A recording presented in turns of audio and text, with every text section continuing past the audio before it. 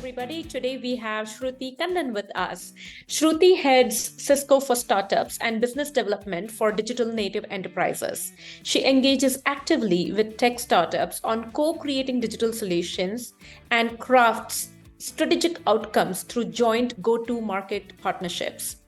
Recognized as the best startup ecosystem enabler by Startup India in January 2023, Shruthi has been recognized as one of the top 10 innovators in India.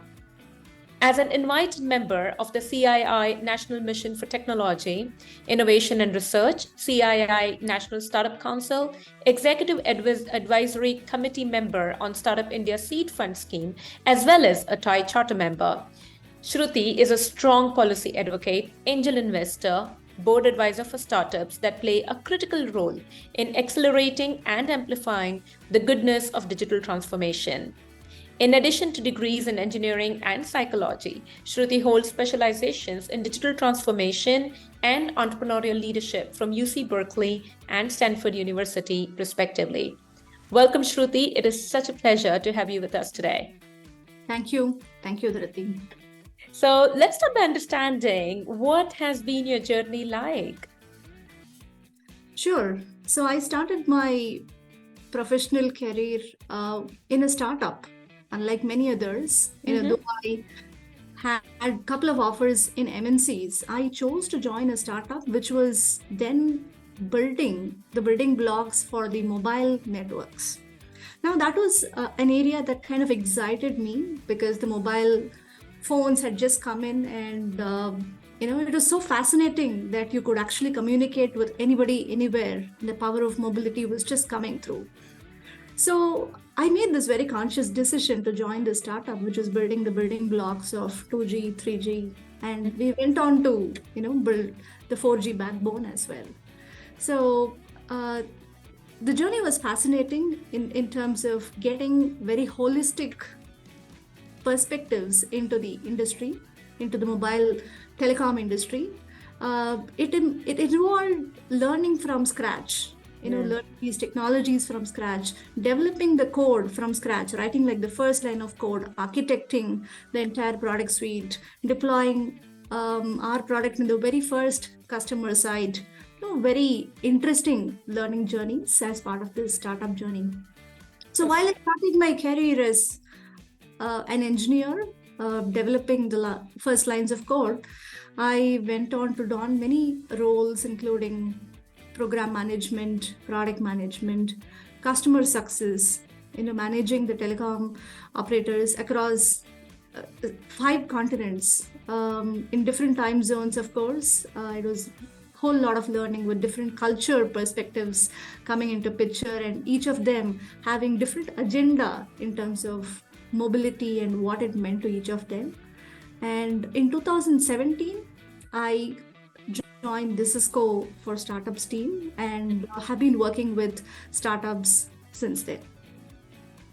Wow. So the start of your journey has been very key in what you're doing now, because you've donned all hats, you've had so much learning, and I think you belong there because the kind of excitement that you had. I think every startup founder can relate to that, because if you're not excited or passionate about what you're doing, then it doesn't even make sense, right?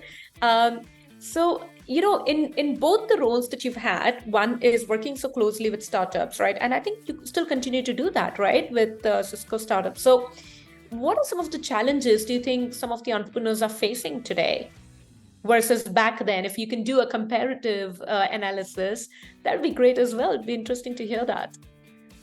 Sure. I think over a decade or two back, I think the problem was not, so challenging or competitive as it is today. Okay. There weren't too many startups around us. So, if you said that you were a startup founder, the joke was that you would have difficulty finding a bride for marriage. Yes. But today, I think if you look at the matrimony sites, I think the most sought after groom and brides, of course, are from the startup community. So people look out for that edge in you and in terms of what your USP is, Yeah. even in the matrimonial market. Uh-huh. So reading it in between the lines, I think it's all about the creativity, the creator energies, and what you're able to do in with respect to translating what you're learning in your colleges, at your workplaces, and how you're able to deliver it to and package it into something that may be of value to people. I think that's a very interesting life cycle journey. Back Mm-hmm. then, as well as today, I think the same life cycle holds good. Yep. Like I said, the scenario though is very different, because 2016 was when we had the national call for Startup India by our Honorable Prime Minister, Shri Narendra Modi ji. And that kind of kicked off initiatives on all fronts with respect to the support systems for the startups. And the support systems have come in different forms, shapes, and sizes. We have been playing our bit from the corporate side of things, making sure that we can do all that we can for the emancipation of the startups.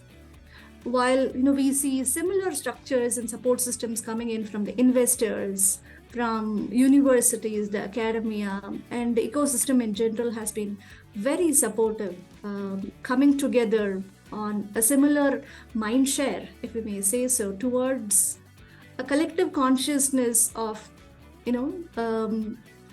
towards the success of the startups.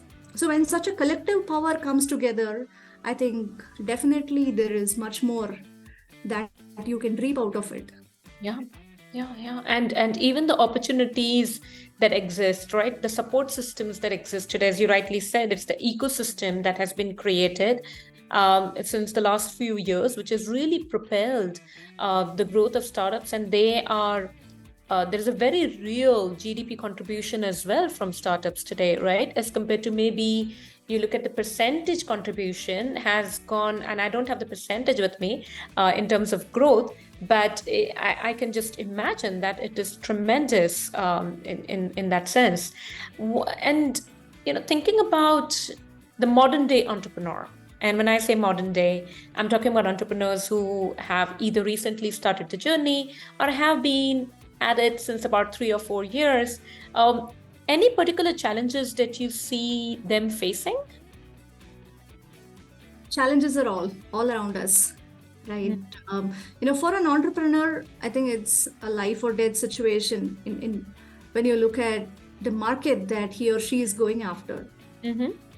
Because they are putting in their entire professional time that they would spend into an initiative of this sort, and they hardly have boundaries. It's all pretty blurred between their personal lives and professional lives.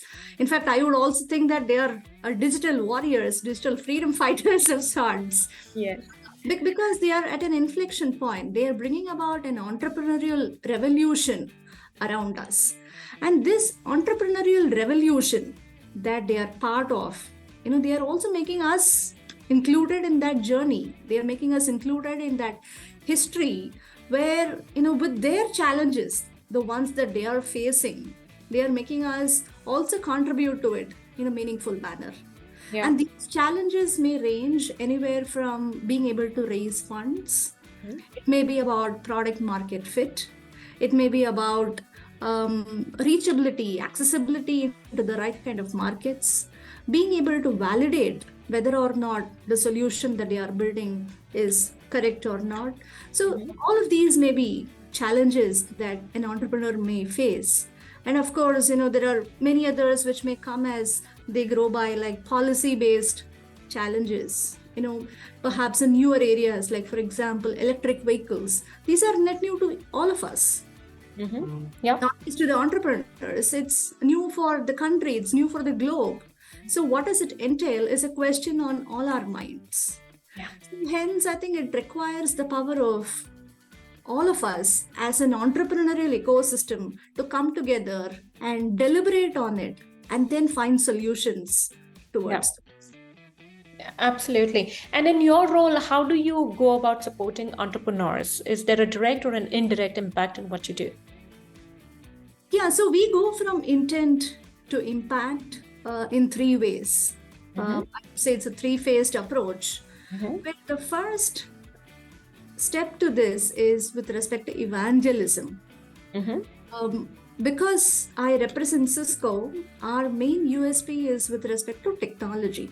Right. So I definitely bring in and tap into the technology might of Cisco, the levers of which can be effectively tapped into by the entrepreneurs who aspire to be part of the Cisco's growth engine. Now, in this first step of evangelistic journey, the evangelism phase, we try to disseminate as much information as possible about the technologies which are available as building blocks, about which the entrepreneurs don't have to worry about. They can simply get access to our APIs, get access to our gears, and use those effectively to build the components in which they are experts in. If you're an expert in, say, agriculture, or say if you're an expert in the shipping industry, these are all very niche skills. If you're a doctor, you would have actually qualified yourself specifically for it. So when you're building an expert solution in this case, your energy will need to be focused on that particular area, and you will not have to worry about what happens in the other layers. And that's where players like Cisco really help. And that's where we evangelize, saying, hey, this is where we could potentially help you with. Right. Using these building blocks that can be enablers for your growth. Yeah. In the second phase, when we identify that there are companies which are in the growth stage, in the aggressively growing stage, which have a couple of customers, they have their product market fit, and they are ready to expand their business. So we look for such startups which can then be complementary to Cisco's offerings. So this is a phase where there is a lot of tech that happens. There is a lot of integration, co-building, co-innovating, architecting. This phase is entirely filled with tech, peppered with tech and spiced with tech. So once we are able to get this build-up phase, then we pass them through the Agni Pariksha. And that's our beachhead pilots that we typically put these startups through.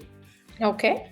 These beachhead pilots give us both a reflection of the reality. It gives us a sense of, is it really working? Are there any tweaks that need to be done? Is the product market fit all right, even for the joint solution? So we kind of get all of these inputs. And now what do we have? We have a recipe that is templatized, which can be replicated in multiple other places, different geographies, with minor customization. Now they are ready to be onboarded onto our partner network in a formal way, which means that there is every possibility for them to clock in revenues through the stream. It becomes a channel for monetization and a win-win for both the startups and us at Cisco. Nice. If you see the journey from evangelism all the way to expansion, I think that's the journey from intent to impact through innovation.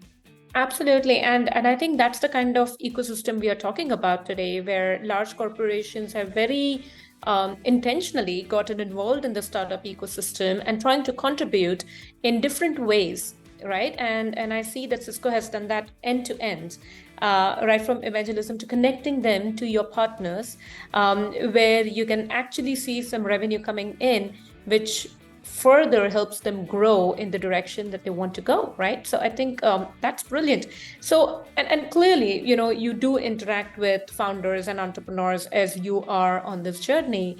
Have you seen anyone have any mantras of success, or maybe you have some of your own, which can inspire other entrepreneurs to create their own as well? Obviously, I think one biggest mantra that I follow and I also advocate for everybody else is the mantra of optimism. Eternal optimism. Because change is definitely going to be around all of us. And if there is one thing that's constant, that's change. So being adaptable to that change and being optimistic about, how we could use it for our advantage, I think that's the biggest bet one can place on their entrepreneurial ventures.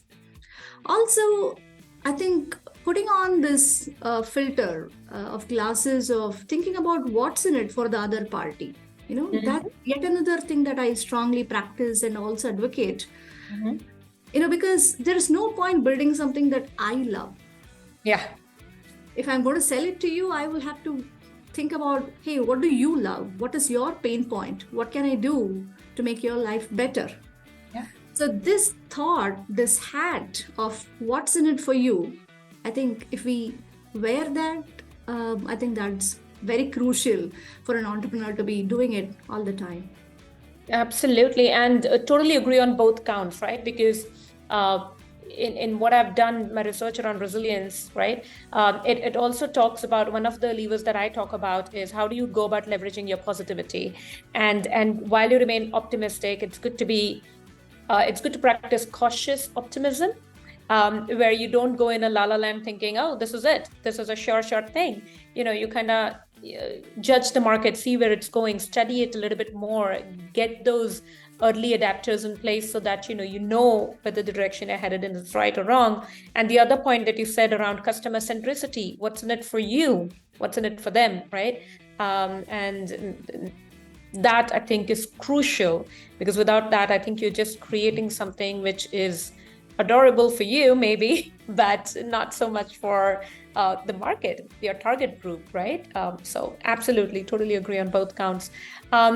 Any advice that you have for the entrepreneurs, Shruti, that that you can, because there's so much wisdom in what you've shared, and there is so much experience that you come with, especially for our budding entrepreneurs, people are just getting started, or maybe are thinking of getting started. Any advice for them?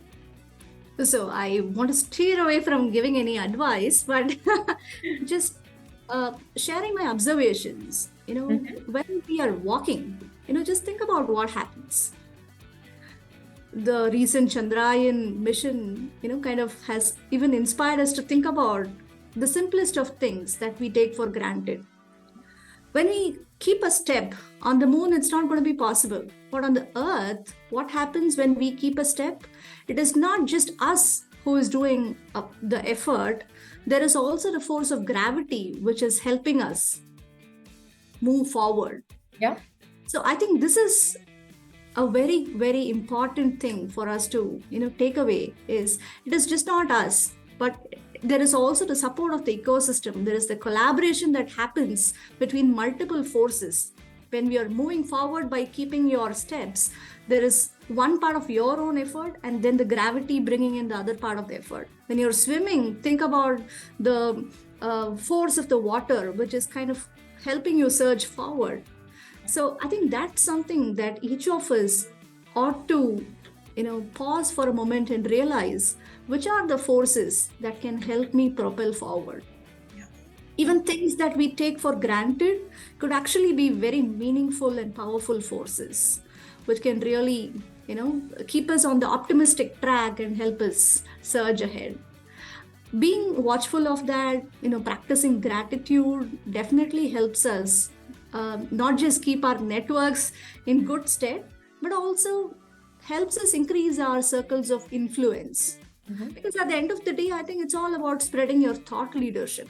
When you're bringing in a new product to the market, or you're kind of trying to take these to different geographies, it's about extrapolating what you have and extrapolating your mind share into somebody else's space, which they have to be feel trusted, right? So it's about increasing your influence circles into some of the lands which have not been explored thus far. So for all of these, I think it's important to practice very basic foundational aspects like building your optimism, influence circles, resilience, all the keywords, the buzzwords that you spoke about. I think that's crucial. Yeah, absolutely. And I think we all know the what of it and the why of it. I think sometimes we tend to lose out on the how, but I think it's also more about remaining persistent and consistent in your efforts, right? And not to ignore the forces that are helping you move forward, to your point, right? I think that is also super crucial, and that will keep you honest, that will keep you grounded. Yeah, I Which, think this is the third C from what we have just spoken. The first one was with respect to complementarity. The second one was about customer centricity. Now yeah, we're in collaboration. yeah, exactly. Thanks for putting that model up. That was amazing. Thank you. Yes, so completely agree with that. And it's been an absolute pleasure speaking with you, Shruti. Thank you so much for sharing all that you did. And I'm sure that, people who are listening to this would find it super useful. Thank you, Dhruti, for giving me this opportunity to also reflect on some of my contributions, and definitely looking to practice the 3C model in my own support system as well. Yes, absolutely. Thank you. Thanks, Shruti. Bye-bye.